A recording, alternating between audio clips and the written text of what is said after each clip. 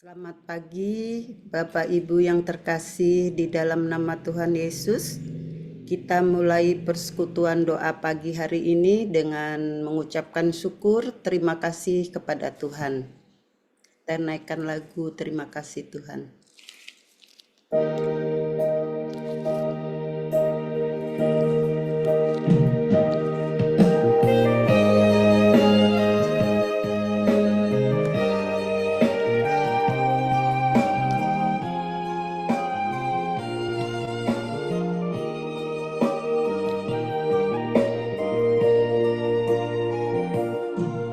Terima kasih Tuhan untuk kasih setiamu yang kualami dalam hidupku.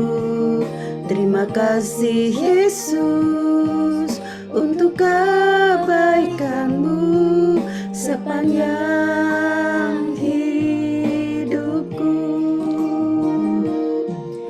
Terima kasih Yesus untuk kasih setiamu yang kualami dalam hidupku. Terima kasih Yesus untuk kebaikanmu sepanjang hidupku. Terima kasih Yesusku buat anugerah yang kau beri, sebab hari ini Tuhan adakan syukur bagimu.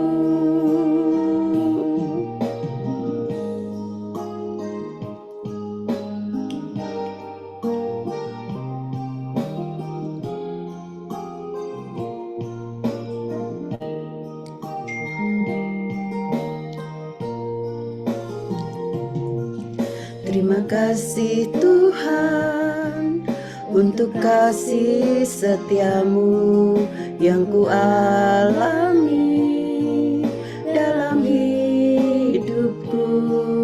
Terima kasih Yesus untuk kebaikanmu sepanjang hidupku. Terima kasih Yesusku buat anugerah yang kau beri, sebab hari ini Tuhan adakan syukur bagimu. Terima kasih Yesusku buat anugerah yang kau beri, sebab hari ini Tuhan adakan syukur bagimu. Baik Bapak Ibu yang terkasih, mari kita sebelum mendengarkan firman Tuhan, kita berdoa terlebih dahulu. Tuhan, terima kasih Allah Bapa. Kami hendak mengucap syukur ya Tuhan dalam segala hal, dalam setiap kehidupan kami ya Tuhan. Tuhan memimpin, Tuhan menyertai, Tuhan menyelamatkan kami dalam kehidupan kami hari lepas hari. Tuhan ada selalu di dalam kehidupan kami. Kami bersyukur ya Tuhan untuk semuanya itu ya Tuhan. Kami bersyukur kami boleh tidur dengan nyenyak, dengan aman ya Tuhan, sehingga kami bangun dalam tubuh yang sehat ya Tuhan. Kami boleh dapat menghirup udara yang segar di pagi hari ini. Kami boleh dapat mengikuti persekutuan doa pagi hari ini bersama jemaat-jemaat-Mu di GKMI Pengharapan ya Tuhan. Kami bersyukur ya Tuhan untuk semuanya. Berkati ya Tuhan puji-pujian kami, doa-doa syafaat kami, Terlebih lagi sebentar lagi kami akan mendengarkan sabda-Mu, firman-Mu ya Tuhan yang hidup di dalam kehidupan kami. Berkati setiap persiapan Pak Edi yang telah mempersiapkan ya Tuhan. Biarlah firman yang kami dengar itu kami terima dengan akal budi kami sehingga kami boleh mengerti setiap firman Tuhan. Kami renungkan siang dan malam firman itu dan kami lakukan dalam kehidupan kami hari lepas hari. Agar kami menjadi umat-Mu yang bijaksana ya Tuhan, yang baik ya Tuhan, yang menuruti segala perintah-perintah Tuhan dalam kehidupan kami hari lepas hari. Terima kasih ya Tuhan, berkati jemaat-Mu yang saat ini bergabung dalam persekutuan pagi ya Tuhan, berkati mereka semua ya Tuhan. Terima kasih ya Tuhan, kami serahkan doa pagi hari ini sepenuhnya hanya ke dalam tangan-Mu. Haleluya, amin. Sebelum mendengarkan firman Tuhan, kita naikkan pujian seperti yang Kau ingini.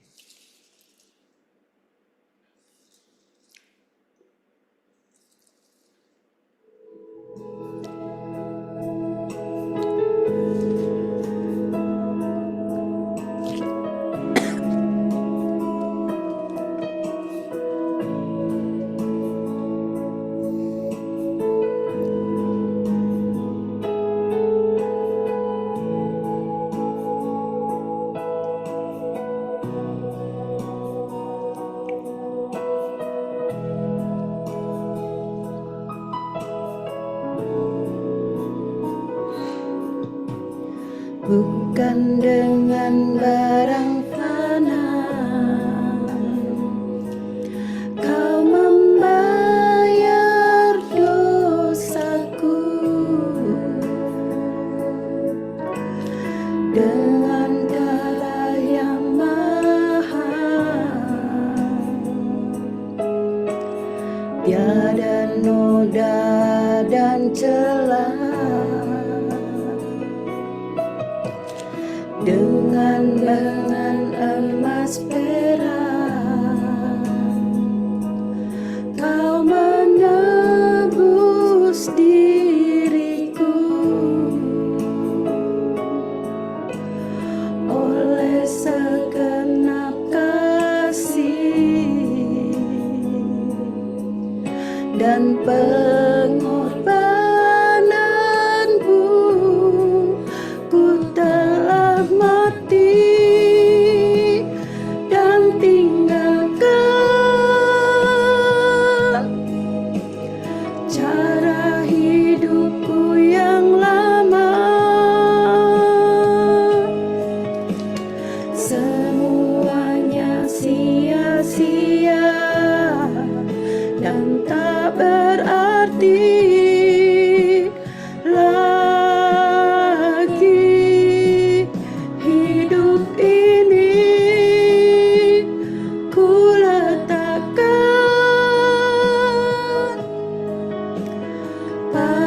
mesbah-Mu ya Tuhan. Jadilah padaku seperti yang Kau ingini.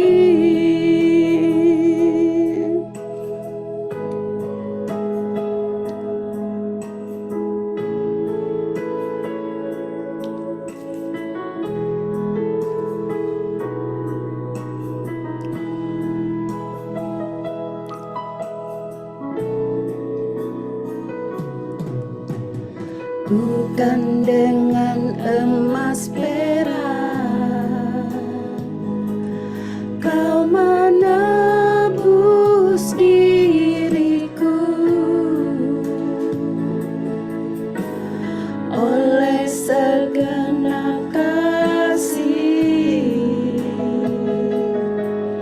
dan pengorbananmu.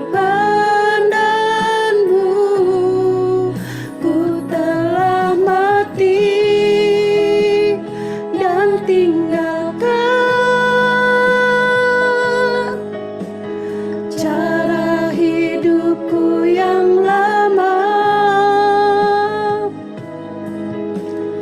semuanya sia-sia dan tak berarti lagi. Hidup ini ku letakkan pada mezbah-Mu ya Tuhan. Jadilah padaku seperti yang Kau ingini. Kami serahkan kepada Pak Edi untuk membawakan firman Tuhan. Ya, mari kita berdoa sebelum kita bersama-sama belajar akan firman Tuhan dan kita membuka hati untuk kita menerima kebenaran daripada firman itu. Mari kita berdoa. Sungguh kami bersyukur ya Tuhan, Engkau sungguh baik kepada kami semua. Di pagi hari yang cerah ini, yang indah ini, kami berkesempatan untuk kami boleh bersama-sama bersekutu di dalam persekutuan doa pagi. Kami sungguh merindukan Tuhan. Biarlah seluruh apa yang menjadi pemikiran kami, hasrat kami adalah tentang Tuhan yang senantiasa hidup di dalam hidup kami dan menghidupi setiap kami. Buka hati dan pikiran kami ya Tuhan, agar renungan pada pagi hari ini boleh ada bagi setiap kami. Berbicaralah dan menyapalah kepada kami, karena kami siap dan rindu akan firman. Di dalam nama Tuhan Yesus Kristus kami berdoa. Amin. Ya, selamat pagi Bapak Ibu, saudara-saudari semua yang dikasihi Tuhan. Senang sekali kembali kita bisa berjumpa, khususnya untuk saya yang boleh diberi kesempatan untuk melayani Tuhan di dalam renungan firman Tuhan saat ini. Saya memberi judul renungan pada saat ini, berdoa ada atau tidak ada doanya. Ya, agak membingungkan gitu ya. Tapi mari kita baca, itu salah ketik saya itu bukan Yohanes, tetapi itu adalah Lukas. Jadi nanti kalau ada slide Yohanes, itu semua diganti Lukas. Saya kok, ya Lukas kok jadi Yohanes, ngerti nggak? Tahu lah pikiran saya, tapi maaf. Lukas 18, 9 sampai 14. Saya akan membacakannya untuk kita semua. Lukas 18, 9 sampai 14. Beginilah firman Tuhan. Dan kepada beberapa orang yang menganggap dirinya benar dan memandang rendah semua orang lain, Yesus mengatakan perumpamaan ini. Ada dua orang pergi ke bait Allah untuk berdoa. Yang seorang adalah Farisi dan yang lain adalah pemungut cukai. Orang Farisi itu berdiri dan berdoa dalam hatinya begini. Ya Allah, aku mengucap syukur kepadamu karena aku tidak sama seperti semua orang lain. Bukan perampok, bukan orang lalim, bukan pezina, dan juga bukan seperti pemungut cukai ini. Aku berpuasa 2 kali seminggu. Aku memberikan 1/10 dari segala penghasilanku. Tetapi pemungut cukai itu berdiri jauh-jauh. Bahkan ia tidak berani menengadah ke langit, melainkan ia memukul diri dan berkata, Ya Allah, kasihanilah aku orang berdosa ini. Aku berkata kepadamu, maksudnya Yesus berkata pada orang-orang itu, orang ini, maksudnya pemungut cukai itu, pulang ke rumahnya sebagai orang yang dibenarkan Allah. Dan orang lain itu tidak. Maksudnya orang Farisi itu tidak. Sebab barang siapa meninggikan diri, ia akan direndahkan. Dan barang siapa merendahkan diri, ia akan ditinggikan. Demikian jauh pembacaan firman Tuhan bagi setiap kita. Ya Bapak Ibu, saudara-saudari sekalian kasih Tuhan, eh, agak unik memang firman Tuhan pada saat ini, karena kita melihat kaitan antara doa dengan perumpamaan yang disampaikan dengan Tuhan Yesus. Tetapi juga yang unik yang lain, hal tentang kesombongan, peninggian diri, dan juga kerendahan hati, itu dikaitkan dengan doa. Nah, inilah yang menarik buat saya dan sekaligus kita bisa belajar bersama-sama tentang doa. Bukan berarti sekedar kita itu datang kepada Tuhan dan kita berdoa, tetapi ada esensi yang dalam tentang doa itu. Nah, bisa saja setiap kita itu punya kehidupan doa masing-masing, dan itulah yang kita harapkan dan saya harapkan sebagai gembala jemaat kepada kita semua. Kita punya satu waktu khusus untuk kita itu berjumpa dengan Tuhan di dalam waktu yang spesial kita pada Tuhan. Rasanya kerinduan itu lebih mahal dari segalanya. Apalagi di dalam kehidupan Jakarta yang hiruk pikuk, yang serba cepat. Kita perlu waktu untuk menenangkan diri, berhenti di dalam segala aktivitas kita, untuk kita datang rindu pada Tuhan di dalam doa-doa kita. Kita mengerti bahwasannya Tuhan itu hanya sejauh doa, tetapi kita seringkali juga kurang memanfaatkan hal itu. Kalau Tuhan yang sejauh doa, kita semua terbuka kesempatan bagi kita semua untuk kita bisa datang pada Tuhan dalam doa-doa kita, bukan? Nah, untuk itulah setiap kita berbahagia yang punya waktu khusus, ruang khusus, bahkan mungkin kalau kita bisa datang kepada Tuhan. Tetapi masalahnya seringkali hiruk pikuk ataupun pergerakan yang cepat ataupun kesibukan kita justru membawa kita itu keluar dari ruang doa kita, membawa kita jauh daripada Tuhan yang seharusnya kita bisa menenangkan diri, tetapi kita sibuk dengan urusan kita dan kita lupa untuk kita seharusnya datang pada Tuhan. Hal ini bisa terjadi pada setiap kita. Jadi andaikan seperti ini, kita datang nih bisa di dalam persekutuan doa pagi, tetapi belum tentu hati kita itu ada di sini. Kita ini kan suatu doa pagi, ya udah pokoknya hidupin Zoom, udahlah kita sambil sesuatu yang lain dan kita tidak konsentrasi, teman.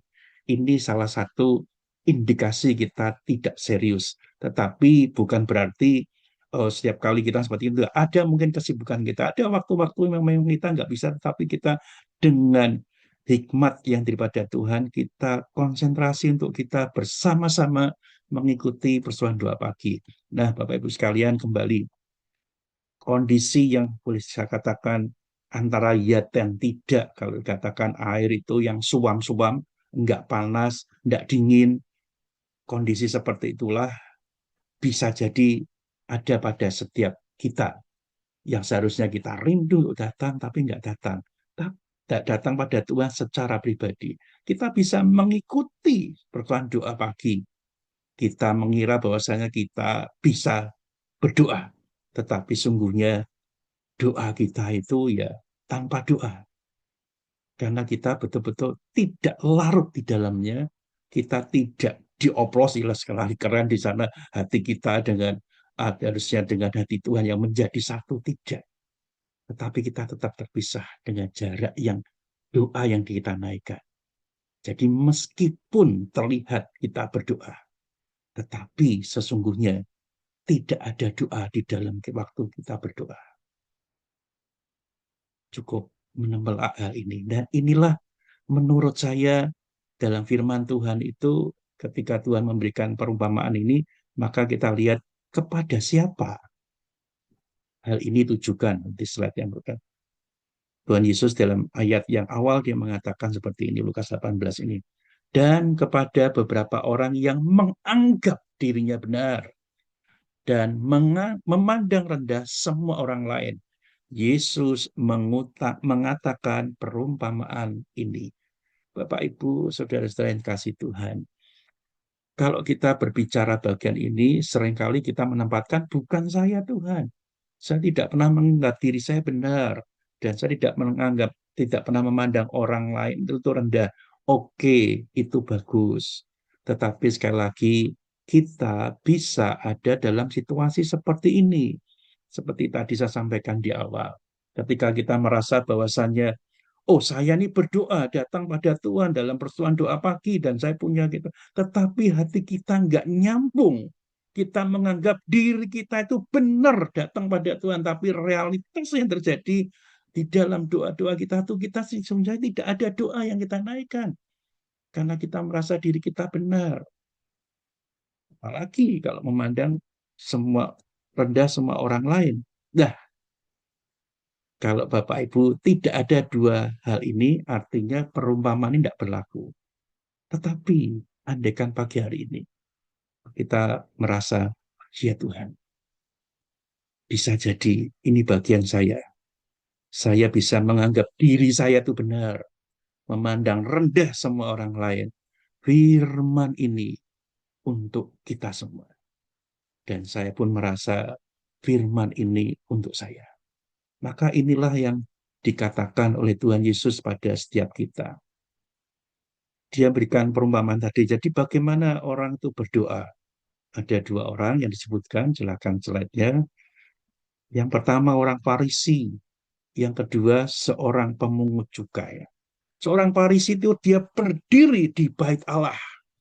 Nah, kata berdiri itu bukan berarti kalau kita ke bait Allah tidak ada tempat duduk. Iya, itu memang sekarang tuh masih ada ibadah-ibadah di dalam bait Allah itu nggak ada tempat duduknya, cuma kita berdiri di bait Allah gitu ya. Nah, orang Farisi juga melakukan. Nah, kalau kita sudah ada di tempatnya Tuhan, di bait Allah, itu adalah satu kemuliaan bagi setiap kita bisa datang karena tidak semua orang bisa masuk ke bait Allah dan apalagi berdiri di tempat itu. Dan orang Farisi melakukan bagian itu. Artinya adalah ketika dia datang ke bait Allah, dia merasa bahwasanya dia layak untuk masuk ke dalam rumah Tuhan dan dia berdoa dalam hatinya. Dia mengisahkan tentang kebaikan diri sendiri. Apakah nggak boleh? Ya sah-sah saja. Nggak ada masalah tempat itu. Kalau kita mengatakan, Tuhan, saya sudah memberikan sepersembilan, boleh nggak? Ya boleh-boleh saja, nggak apa-apa. Kalau kita namanya doa itu kan bebas. Kita datang pada Tuhan. Misalnya kita sudah berikan, ya kita bisa lapor, Tuhan, saya sudah berikan perpuluhan saya, kan tadi kata seperti itu. Ya nggak apa-apa. Tapi masalahnya adalah, saya meyakini, karena ini perumpamaan pada Tuhan Yesus yang berikan, orang Farisi itu melihat ada seorang yang lain, pemungut cukai, yang berdiri jauh-jauh dari bait Allah, bukan jauh sekali, tidak, tetapi jauh-jauh daripada Allah kemungkinan masih terlihat oleh mata. Dan ketika orang Farisi itu berdoa untuk kebaikan diri sendiri, saya meyakini dalam perumpamaan Tuhan Yesus, dia sedang menyindir orang pemungut cukai itu. Nah, Bapak Ibu sekalian, dikatakan dalam firman Tuhan, dia tidak berani menengadah ke langit. Maksudnya, iya, maksudnya menengadah ke langit itu kalau wayang itu namanya tokoh gitu, Bapak Ibu yang paham pewayangan tokoh itu jalannya lihat ke atas, dia menyombongkan diri sendiri, nggak mau lihat samping-samping apalagi ke bawah gitu ya. Yang Bapak Ibu paham wayang-wayang itu ya, tokoh kayak wayang atau apa itu ya, tokoh itulah. Nah, menyombongkan diri dia tidak berani, dia hanya tidak berani menengadah ke langit. Jadi artinya dia adalah yang tertunduk. Artinya ketika dia datang kepada Tuhan di dalam segala hal yang kita lihat ini memukul diri sendiri. Orang pemungut cukai itu bukan orang asing, tetapi adalah bagian daripada orang-orang Yahudi yang bekerja kepada pemerintahan Romawi untuk mereka memungut pajak yang berasal yang dari orang-orang Yahudi. Jadi ini teman-temannya sendiri, orang-orangnya sendiri, saudaranya sendiri, bahkan yaitu bangsanya sendiri. Kita mengingat ada Matius pemungut cukai itu adalah salah satu dari murid Tuhan Yesus yang menjadi pekerjaannya pemungut cukai. Ini pekerjaan yang dibenci oleh orang Yahudi. Kamu itu bangsaku, kamu itu saudaraku, kamu itu temanku, bahkan mungkin kamu itu saudaraku. Tapi kenapa kamu bekerja untuk orang Romawi, bahkan untuk memeras kita dalam tanda petik gitu ya. Kita ingat cerita lain tentang Sakius gitu ya, bukan ini kepalanya daripada kepala pemungut cukai. Pekerjaan yang benci, dia merasa tiap hari bekerja. Kalau dia tahu persis akan firman Tuhan, kegelisahan hatinya itu merasa pekerjaanku itu nggak tepat bagi saya, tapi saya nggak punya pilihan lain untuk saya bekerja tempat ini. Maka setiap kali dia datang ke rumah Tuhan, dia selalu merasa bersalah. Dia pukul diri sendiri. Maka dia dikatakan firman Tuhan, mohon belas kasihan daripada Tuhan. Bapak Ibu sekalian, pemungut cukai saya yakin bukan satu cita-cita daripada orang Yahudi pekerjaan ini. Karena mereka pasti bergumul. Maka kita bisa melihat bagaimana pergumulan Matius, pemungut cukai. Matius itu orang Lewi. Seharusnya dia bekerja untuk melayani Tuhan di bait Allah. Tetapi kenapa dia menjadi pemungut cukai? Ada dorongan dalam dirinya untuk dia mungkin mendapatkan lebih, bisa dapat lebih, atau mungkin dia merasa pekerjaan ini pekerjaan menjanjikan, tapi itu bukan maksudnya. Kalau bisa pekerjaan tempat lain, dia mungkin tidak lain, karena dia tahu risikonya dia akan dibenci oleh bangsanya. Nah, keadaan yang seperti inilah membuat perbedaan yang tajam antara orang Farisi dan pemungut cukai, bagaimana mereka itu datang pada Tuhan. Bapak Ibu sekalian yang dikasih Tuhan, siapapun kita, saya yakin tidak semua dalam kondisi yang sama ketika kita datang pada Tuhan. Ada ketika saat ini pun mungkin pasti saya mengatakan tidak sama kondisi setiap kita. Dan saya pun tidak berharap kita pun salah satu daripada mereka. Kenapa? Karena satu meninggikan diri, satu pekerjaannya mengikat dia untuk sehingga kalau datang pada Tuhan ya Tuhan mohon belas kasihan, tetapi itu pun pekerjaannya tetap aja memungut cukai. Maka meskipun ada dua orang yang di situ, baik itu pemungut cukai maupun orang Farisi, saya tidak berharap kita salah satu daripada mereka. Bapak Ibu sekalian kasih Tuhan, bagaimana kita datang pada Tuhan saat ini? Apakah kita datang dengan segala kerinduan yang ada, yang sesungguhnya yang harus ada bagi setiap kita? Kita itu mau bersama dengan Tuhan, intim secara pribadi dengan Tuhan. Mungkin kalau kita bertanya dalam diri kita, Tuhan, kenapa sih ketika saya berdoa, kok sepertinya nggak ada kuasa di sana? Saya udah berdoa lama bahkan, tapi sepertinya Tuhan tidak menjawab, tidak ada kuasa doa saya di sana.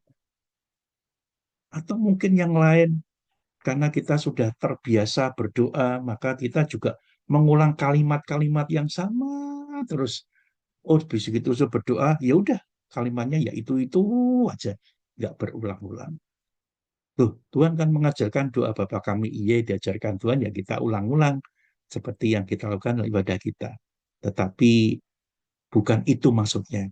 Ketika ada doa-doa yang kita ulang-ulang, bisa jadi ini indikasi kita sungguhnya nggak dekat dengan Tuhan. Nggak dekat dengan Tuhan. Bapak Ibu bayangkan ketika Bapak Ibu atau saudara-saudari waktu pacaran, yang dahulu kalau sekarang sudah tua, kalau sekarang di pacaran, saya pikir kalimatnya nggak selalu sama. Ada sesuatu yang bisa kita sampaikan kepada apa namanya yang terkasih dalam diri kita. Nggak pernah monoton. Dan seperti itulah doa yang harus kita naikkan pada Tuhan. Karena situasi kita tidak pernah sama. Bahkan hari ini dan besok pun bisa berbeda. Atau kemarin dengan hari ini berbeda. Dan itulah begitu dinamisnya gereja. Sementara doa kita itu terus flat seperti itu. Mengulang-ulang doa. Apalagi kalau makan gitu. Waduh, ya doanya cuma terima kasih Tuhan untuk berkatmu selesai. Amin gitu ya. Tidak apa-apa kalau kita ngajarkan pada anak kita. Apakah kita nggak boleh pulang seperti itu? Ya boleh. Tetapi kadang ada doa-doa yang bisa kita naikkan di dalam doa makan juga. Bukan terlalu doa makan terus setengah jam, enggak terlalu jadi lapar juga. Enggak seperti itu maksudnya. Tetapi ada pengulangan-pengulangan yang harusnya tidak harus kita lakukan. Ada dinamika, doa yang dinamis, yang dimana itu adalah mengekspresikan diri kita dengan kalimat-kalimat yang muncul dari hati kita. Nah, Bapak Ibu sekalian kasih Tuhan. Ketika kita sungguh-sungguh berseru kepada Tuhan dan kita tahu bahwasanya doa yang kita naikkan semua ini kita tujukan kepada Tuhan. Saya percaya kita akan datang dengan penuh hormat kepada Tuhan. Bukan kita doa seenak kita sendiri. Tuhan, saya mau seperti ini. Tuhan, saya mau ini. Kita ini siapa? Kita ini debu. Kalau kita mengingat Rabu-Abu, debu kita itu nggak ada apa-apanya. Di hadapan Tuhan nggak ada apa-apanya. Kok kita nyuruh-nyuruh Tuhan? Kok kita minta-minta Tuhan? Kita itu ciptaannya. Masuk kita nuntut-nuntut terus sama Tuhan. Justru bisa Tuhan menuntut kita. Kamu saya ciptakan di dalam hal khusus yang spesial, yang tidak sama dengan yang lain. Saya punya tujuan khusus bagi setiap kamu, dan Tuhan berhak menuntut pada setiap kita untuk melakukan seharusnya apa yang Tuhan inginkan di dalam ciptaan, yaitu diri kita. Kalau kita sudah menemukan bagian itu, maka kita akan melakukan bagian kita sesuai dengan, oh ya, Tuhan tuh ingin saya seperti ini. Misalnya, saya terpanggil jadi hamba Tuhan, saya tidak ingin jadi hamba Tuhan, tetapi dalam konteks Tuhan, saya meyakini dia memanggil saya jadi hamba Tuhan, dan sekarang sudah menemukan diri saya. Ya, oh, ternyata Tuhan panggil saya jadi hamba Tuhan ya. Dan saya melakukan bagian saya. Ya, seperti itu. Tapi saya percaya, setiap Bapak Ibu semua punya panggilan yang spesial, yang khusus, yang Tuhan berikan bagi setiap kita. Mungkin berapa tahun, 1, 2, atau 3 tahun yang lalu saya sudah pernah sampaikan. Setiap kita punya itu, saya bisa sebutkan satu-satu, tapi ya terlalu banyak itu. Tapi misalnya saya contoh ya, misalnya Ibu Ruth itu ya, oh perhatian sama barang-barang di gereja Bapak sekalian. Wah, ada piring yang kurang tuh Bu Ruth yang sediain, ada barang-barang apa Bu Ruth sediain. Nah, artinya Bu Ruth mengerti ada panggilan spesial di dalam dirinya untuk memperlengkapi barang-barang gereja, misalnya seperti itu. Tapi siapapun kita punya. Dan saya sudah bergaul cukup lama dengan Bapak Ibu sekalian, sudah 5 tahun saya dengan Bapak Ibu semua, bahkan ini tahun yang ke-6 saya dengan Bapak Ibu semua. Jadi saya memahami, oh ini ada nih Bapak Ibu yang punya panggilan di sini, yang spesial, yang Tuhan inginkan bagi Bapak Ibu. Dan temukan itu dan lakukan. Begitu juga dengan ketika kita berdoa kepada Tuhan. Kita enggak nuntut-nuntut pada Tuhan, tetapi justru di dalam doa kita, Tuhan apa sih yang seharusnya saya lakukan di dalam ciptaan Tuhan melalui diri saya itu apa? Dan lakukanlah. Nah, kalau kita tahu posisi kita seperti itu, maka kita akan datang kepada Tuhan dengan segala kerinduan yang besar. Kita bisa saja seperti orang Farisi, Tuhan saya sudah lakukan seperti yang Tuhan inginkan. Tidak salah berdoa seperti itu. Tetapi yang tidak boleh adalah kita membandingkan diri kita dengan seseorang yang seharusnya bukan bandingan dengan diri kita. Orang Farisi itu bukan bandingannya dengan pemungut cukai karena sudah jelas berbeda. Tetapi ketika membandingkan justru menjadi yang Tuhan tidak suka. Maka kita lihat apa sih perbedaannya berdoa orang Farisi dan berdoa pemungut cukai. Berdoa bagi orang Farisi adalah orang yang tinggi hati, saya mengatakan seperti itu. Ini ada slide-nya ya. Tinggi hati, dia membanggakan diri, dia menghina yang rendah, merasa lebih baik atau lebih suci, menganggap bahwa Tuhan menerimanya. Dan inilah berdoa yang tidak ada doanya. Meskipun orang Farisi itu berdoa, tapi tidak ada kebenaran di dalamnya seperti Tuhan sampaikan, bukan? Meskipun berdoa, tapi nggak ada doanya. Bapak Ibu sekalian, kita perlu hati-hati ketika kita berdoa. Apakah kita belajar dari sisi yang lain? Kita menjadi orang yang rendah hati. Datang dengan hati yang hancur. Tapi jangan diulang-ulang, tetap jadi pemungut cukai gitu. Nggak seperti itu juga gitu kan. Orang yang berdosa, kita semua kan orang berdosa. Iya, betul. Layak menerima hukuman, itu sikap yang tepat. Dan tidak ada tuntutan apapun kepada Tuhan selain datang dengan segala kehancuran tentang dosa kita dan layak menerima hukuman. Inilah berdoa yang ada doanya. Nah, tadi saya minta maaf pada Burut karena saya kasih contoh Burut ya. Misalnya saya kasih contoh ini Burut nggak apa-apa ya. Nggak apa ya Burut ya, saya contoh. Misalnya Burut ini kan terpanggil, oh saya mau melengkapi barang-barang gereja. Burut ngomong ke misalnya pada diri sendiri, kok orang lain nggak mau ya ngurusin tentang piring dan segala macam, kok saya ngurusin sendiri ya. Nah, hal seperti inilah yang membuat kita bisa jadi seperti orang yang tinggi hati. Tapi saya tahu Burut nggak melakukan bagian ini. Burut itu dengan sukacita. Bapak Ibu bisa perhatikan nanti kalau ada apa namanya di gereja itu kan ada mesin cuci ya. Beli kainnya atau bahannya dijahit sendiri diukur pas persis bagus. Dan Burut tidak pernah nuntut pada saya, Pak ini kok nggak mau beli itu jahit? Enggak. Burut dengan sukacita. Dan inilah yang kita lakukan. Kita tidak tinggi hati, tetapi kita rendah hati di dalam doa yang kita naikkan kepada Tuhan. Bapak Ibu sekalian, kalau boleh secara ekstrim mengatakan seperti ini, kalau kita membandingkan orang lain, karena kita baik, merasa diri baik, disitulah tinggi hati itu muncul. Tetapi perhatikan, kalau kita berdoa, di dalam setiap doa yang kita naikkan, apalagi dalam konteks kita ini komunitas, bagaimana kita itu ada dan larut di dalam doa-doa di kita. Kita itu nggak sekedar berdoa. Maksudnya seperti ini. Kan kita dibagikan doa, pokok-pokok doa gitu ya. Pokok-pokok doa itu sekali lagi bukan kebetulan kita ditunjuk untuk berdoa tentang ini, tentang itu. Tetapi bagaimana kita larut di dalam doa kita. Dan kita berjuang bersama-sama.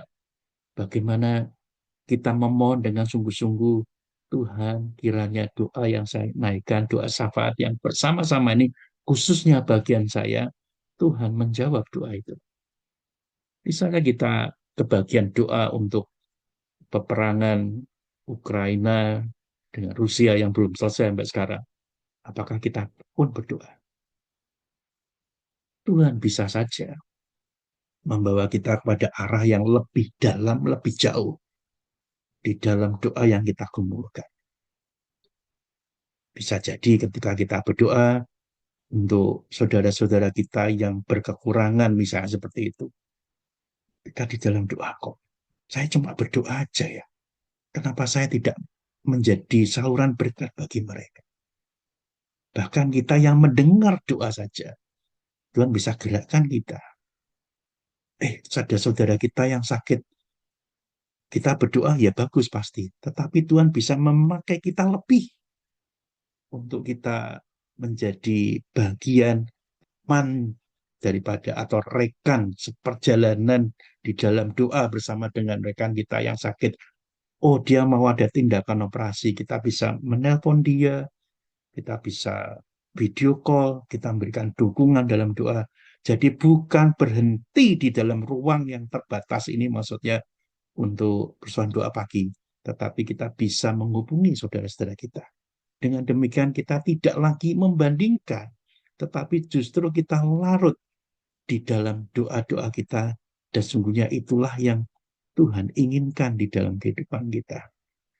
Nah, ini saya ingin bicara, tetapi saya kasih contoh agak sombong sedikit, tetapi bukan maksud saya sombong seperti itu ya.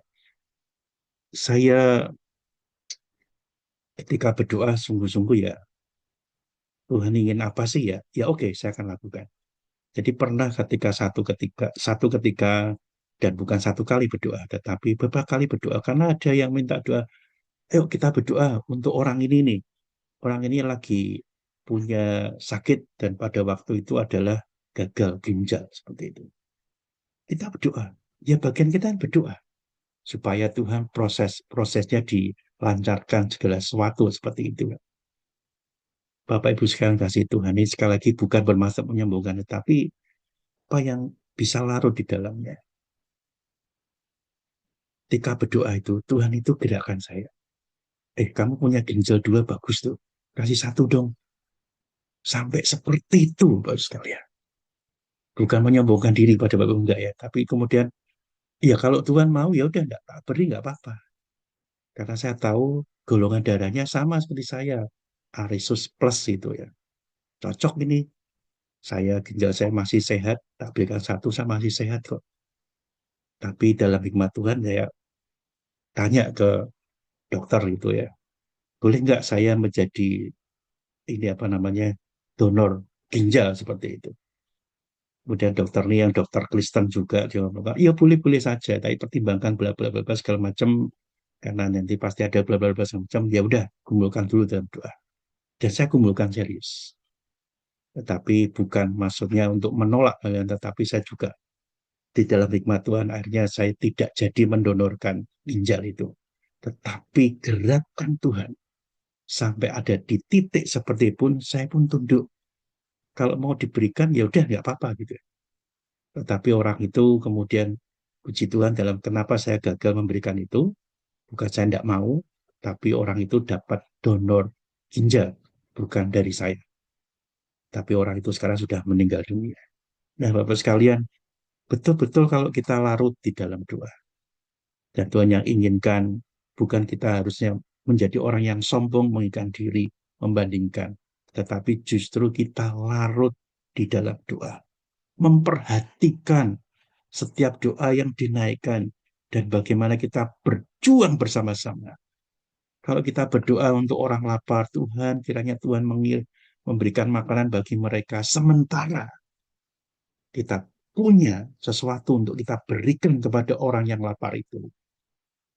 Bisa jadi doa kita itu ya tanpa doa.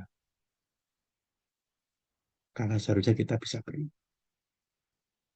Jadi bukan hanya berdoa saja, tapi harusnya berdoa dengan doa. Ada doa di dalamnya. Berdoa dengan ada doa. Bukan berdoa dengan tidak ada doanya. Itulah kerinduan kita. Kerinduan saya bagi kita semua. Jadi doa sekali lagi, betul ada kalimat-kalimat. Tetapi tidak berhenti di kalimat, di ucapan kita saja. Tetapi berdoa yang ada doanya. Bukan kosong seperti itu. Mari kita perhatikan slide terakhir yang ada. Sekali lagi ini bukan Injil Yohanes ya, tapi Lukas, mohon maaf, Lukas 18 ayat 14. Mungkin seorang di antara kita bisa membantu untuk membaca bagian ini. Sudah ada teksnya di depan, silakan baca aja. Saya ya Pak, Silakan. Lukas 18 ayat 14. Aku berkata kepadamu, orang ini pulang ke rumahnya. Sebagai orang yang dibenarkan Allah dan orang lain itu tidak. Sebab barang siapa meninggikan diri, ia akan direndahkan. Dan barang siapa merendahkan diri, ia akan ditinggikan. Demikian Ya, firman Tuhan. terima kasih Pak Ci. Iya Ya, Pak. Bapak Ibu sekalian yang dikasih Tuhan, kita lihat bahwasannya ending atau kalimat terakhir daripada perumpamaan ini, Yesus berkata kepadamu, bukan kepada kita, konteksnya kepada siapa? Orang-orang yang menganggap dirinya benar dan merendahkan orang lain. Dia berkata pada itu, orang ini pulang ke rumahnya sebagai orang yang dibenarkan Allah dan orang lain itu tidak. Yang dibenarkan siapa? Pemungut cukai. Yang tidak dibenarkan adalah orang Farisi. Sebabnya apa? Barang siapa meninggikan diri, ia akan direndahkan. Dan barang siapa merendahkan diri, ia akan ditinggikan. Maka kalau kita lihat di dalam konteks berikutnya, ayat-ayat berikutnya berisi tentang peninggian diri dan perendahan hati. Nanti bisa lihat ya konteksnya bagaimana. eh, Bapak Ibu, saya tidak akan melanjutkan bagian itu, tapi ini untuk menyambung bagian berikutnya konteksnya seperti itu. Nah, Bapak sekalian, sekali lagi kita melihat bahwasannya ada hubungan yang kuat antara peninggian diri dan juga merendahkan diri, tapi saya lebih suka merendahkan hati gitu ya, dengan doa. Di dalam doa kita jangan terjebak atau hati-hati terhadap jebakan peninggian diri, tetapi kita harus waspada dan kita terus di dalam doa kita datang dengan kerendahan hati. Kenapa sih seperti itu? Bapak Ibu sekalian, kita sadar tidak ada siapapun kita yang bisa memastikan akan hidup ke depan. Jangankan 10 tahun ke depan, 1 tahun ke depan nggak bisa, sebulan ke depan nggak bisa, besok pun yang terjadi pun kita nggak tahu, nggak bisa, nggak ada yang tahu. Kalau kita nggak bisa tahu akan hari depan besok itu atau beberapa jam ke depan kita nggak tahu, betapa tidak berharganya kita di hadapan Tuhan. Kemampuan kita tuh nggak ada apa-apanya di hadapan Tuhan. Apa yang bisa kita lakukan dalam menghadapi seperti itu? Hari ini, waktu ini, ketika Tuhan berbicara pada kita, lakukan. Itu bagian yang bisa kita lakukan. Kita karena tidak bisa memastikan masa depan. Tetapi kalau hari ini Tuhan berkata pada kita, lakukan, lakukan.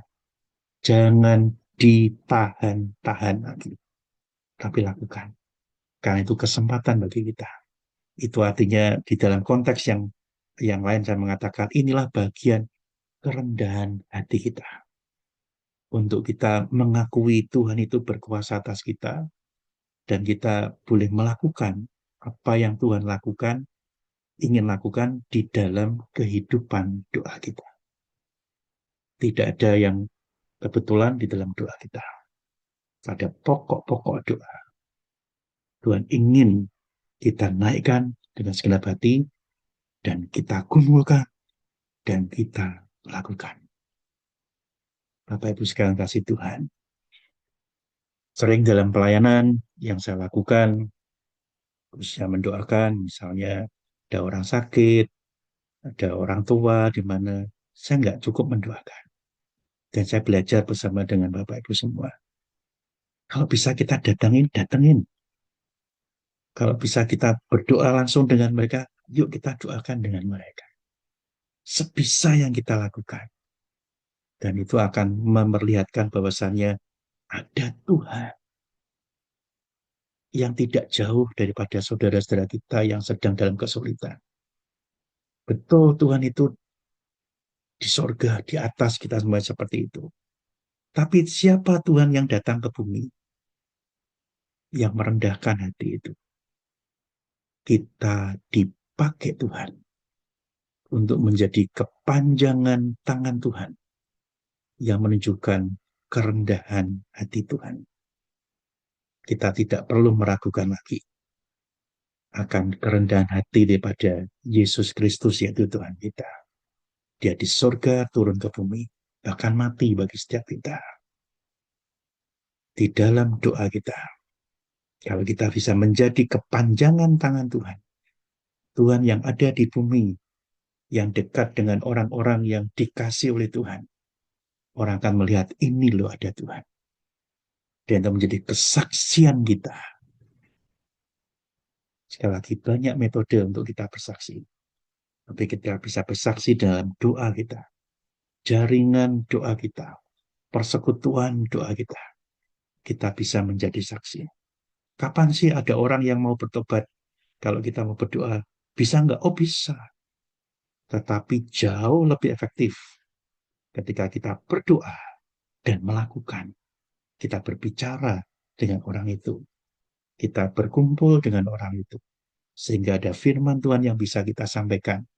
Dan akhirnya kita akan bersama-sama menikmati sebagai persekutuan orang itu menjadi anak-anak Tuhan. Kiranya kita semua diberkati oleh firman Tuhan ini. Saya hanya ingin mengulang judulnya aja.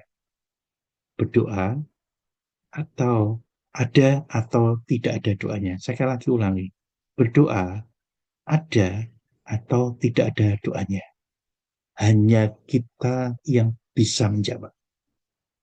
Kalau itu hanya sekedar kata-kata, peninggian diri kita tidak ada doanya.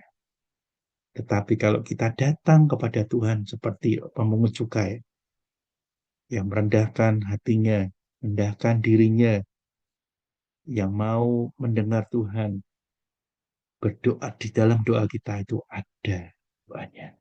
Kiranya kita semua diberkati. Amin. Mari kita berdoa. Bapa di dalam surga, kami belajar kembali akan doa. betapa luas, lebar, dan dalamnya tentang hal doa yang bisa kami pelajari daripada firman-Mu ya Tuhan. Dan hari ini kami belajar tentang perumpamaan yang disampaikan oleh Tuhan Yesus tentang doa.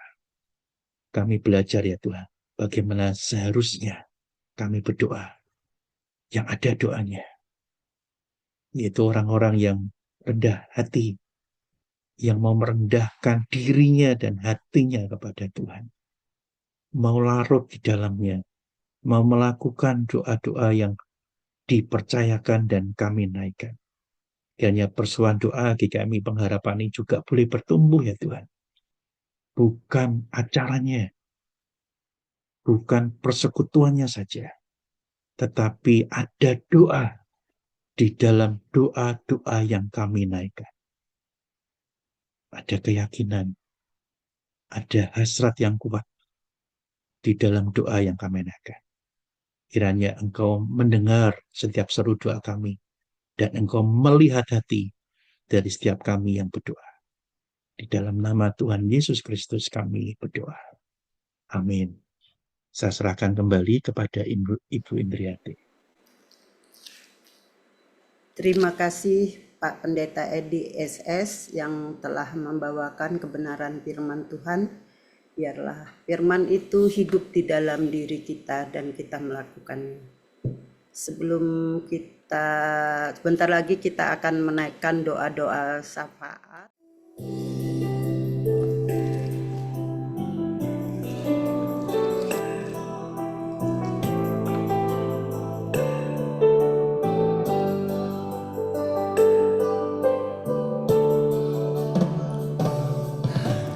Terkadang kita merasa tak ada jalan terbuka, tak ada lagi waktu, terlambat sudah.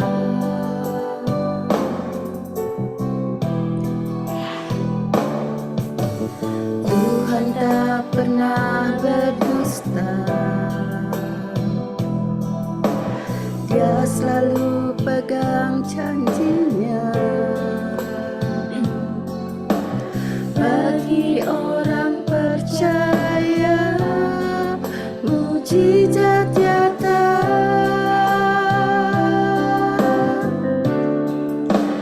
Dia mengerti, Dia peduli persoalan yang sedang terjadi.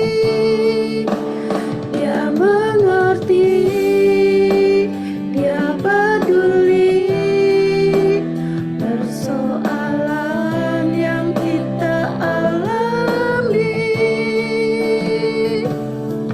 Namun satu hal yang Dia minta, agar kita percaya sampai mujizat menjadi nyata.